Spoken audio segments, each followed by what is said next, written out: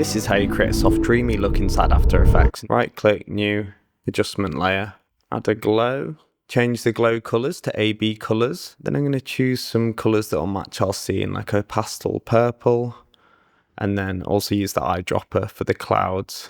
Just change that to a nice beige. Glow operation to screen, decrease the threshold to about 50. So we start to see some illumination. Ramp up the radius and then increase the glow intensity. They change that to about 2. I'm gonna make a new adjustment layer, add a Gaussian blur 5.5. Change the blending mode to soft light and also add a curves on it. I'm gonna raise the mids, bring back some of those shadows.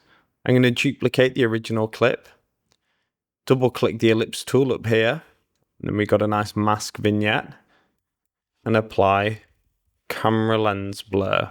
Increase the blur radius till we get a sort of blur strength that we like, and then on the mask we can just invert it. Press F on my keyboard to bring up the feather and then increase the feather.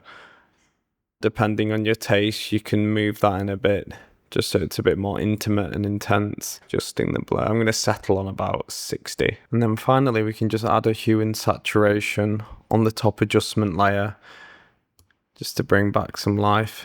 To increase the saturation to about 16. And you can also do the master lightness as well. I quite like the way it gives this sort of milky effect. Voila.